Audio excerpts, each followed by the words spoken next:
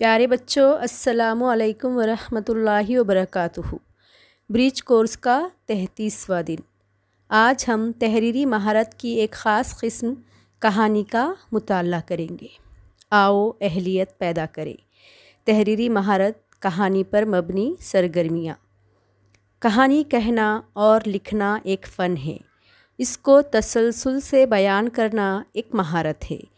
कहानी के वाक़यात में ताल्लुक़ रखा जाए और तरतीब से बयान की जाए तो सुनने वाले की दिलचस्पी क़ायम रहती है। कहानी फ़र्ज़ी होती है, लेकिन अंदाज़े बयान से पढ़ने वाले और सुनने वाले को सच्चाई और हकीकत का गुमान होना चाहिए। हर कहानी का कोई ना कोई मकसद या नतीजा निकलना चाहिए और इख्तिताम खुशगवार होना ज़रूरी है। अब देखिए, यहाँ पर नुकात दिए हुए हैं। इसकी मदद से हमको कहानी तैयार करना है। तो इसके लिए हम क्या करेंगे, जो दिए हुए नुकात हैं उनको बग़ौर पढ़ेंगे। 1 से 2 बार, 3 बार, 4 बार पढ़ेंगे और उसके बाद जहन में हमारे जुमलों को बनाएंगे और उसको तरतीब देने की कोशिश करेंगे। जब हमारे जहन में कहानी अच्छे से तैयार हो जाए तो फिर हम उसको कागज़ पर लिखेंगे और फिर अगर गलती हो गई तो फिर वापस उसको दुरुस्त कर भी सकते हैं। ठीक है। अब देखिए, नुकात है। कव्वे का चोंच से अखरोट तोड़ना, अखरोट का ना टूटना, गिलहरी का देखना, अखरोट का चोंच में दबाकर ऊपर जाना और वहाँ से छोड़ देना, पत्थर की चट्टान पर गिरने से अखरोट का बिखर जाना, मग़ज़ लेकर गिलहरी का चल देना, कव्वे की वापसी, खाली छिलके देखना, नतीजा उन्वान। कहानी देखिए। किसी दरख्त पर एक कौवा रहता था और वही दरख्त गिलहरी का भी मस्कन था। दोनों का अक्सर वक्त साथ गुज़रता था। एक दिन कौवे को कहीं से अखरोट मिला। वो उसे अपनी चोंच में दबाकर दरख्त पर आ बैठा। किसी तरह वो अखरोट को तोड़ना चाहता था, लेकिन अखरोट को वो तोड़ नहीं पा रहा था। अचानक उसे एक तरकीब सूझी। कौवे की इस नाकाम कोशिश को गिलहरी दूर बैठी देख रही थी। अखरोट खाने के लिए उसका भी जी ललचाया। इतने में कौवा दरख्त से अखरोट को चोंच में दबाकर ऊपर उड़ा और वहाँ से अखरोट को पत्थर की चट्टान की तरफ छोड़ दिया। पत्थर की सख्त चट्टान पर गिरने की वजह से अखरोट टूटकर बिखर गया। उसके छिलके और मग़ज़ अलग अलग हो गए। गिलहरी जो ये मंज़र देख रही थी, अखरोट के टूटने और कौवे के वहाँ पहुँचने से क़ब्ल अखरोट का मग़ज़ लेकर चल दी। कौवा जब बुलंदी से चट्टान पर आया तो क्या देखता है कि अखरोट के सिर्फ छिलके बाकी हैं और मग़ज़ गायब। इसका हमको नतीजा लिखना है। तो नतीजा देखिए। किसी भी काम को अमली जामा पहनाने से पहले उसके अंजाम पर गौर करें और अक्ल का सही इस्तेमाल करें। उन्वान इसके लिए हमने लिखा है फ़रेब। आप दूसरा भी उन्वान दे सकते हैं और कहानी के जो जुमले हैं उसको भी आप बदल कर लिख सकते हैं।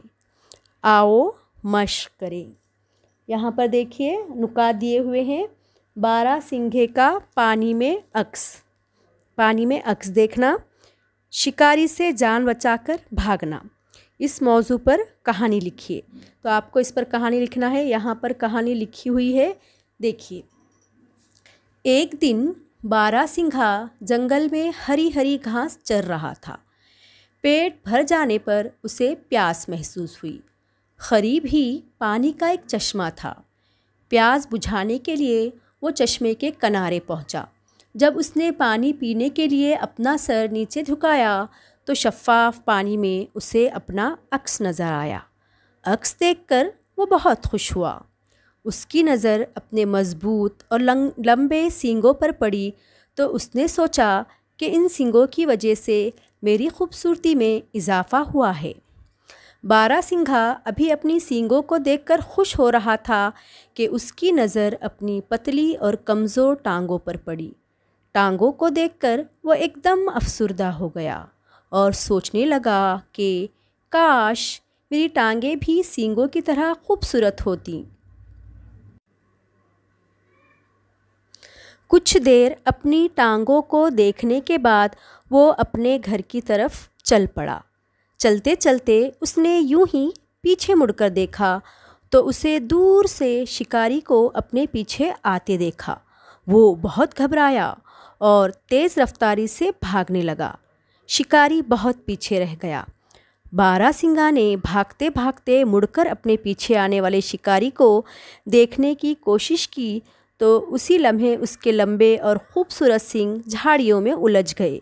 वो बहुत परेशान हुआ और सींग छुड़ाने की सरतोड़ कोशिश करने लगा। किसी तरह वो अपनी इस कोशिश में कामयाब हुआ। शिकारी के करीब आने से पहले वो भागने में कामयाब हो गया। तेज़ी से भागते हुए वो शिकारी से बहुत दूर निकल आया। अब उसे कोई ख़तरा नहीं था। दम लेने के लिए वो थोड़ा रुका और प्यार भरी नज़रों से अपनी टांगों को देखने लगा, जिनके ज़रिए अल्लाह ताला ने उसकी जान बचाई। वो दिल ही दिल में अल्लाह ताला का शुक्र अदा करने लगा, या उसने दिल ही दिल में अल्लाह ताला का शुक्र अदा किया। नतीजा देखेंगे इसका। इस कहानी से हमें ये सबक मिलता है कि अल्लाह ताला ने कोई भी चीज़ बेकार नहीं बनाई। किसी शय को हक़ीर ना समझे। अल्लाह ताला की दी हुई नेमतों पर शुक्र अदा करना चाहिए। इसका उन्वान हो सकता, कोई चीज़ बेकार नहीं। आओ तख़य्युलाती बने। अपनी ज़हानत से एक कहानी तख्लीक़ कीजिए। आपको ख़ुद एक कहानी लिखना है। अभी आपने 2 कहानियों को यहाँ पर देखे, बग़ौर उसका मुशाहिदा कीजिए, उसको बार बार पढ़िए और फिर इस तरह से कोई एक कहानी लिखिए।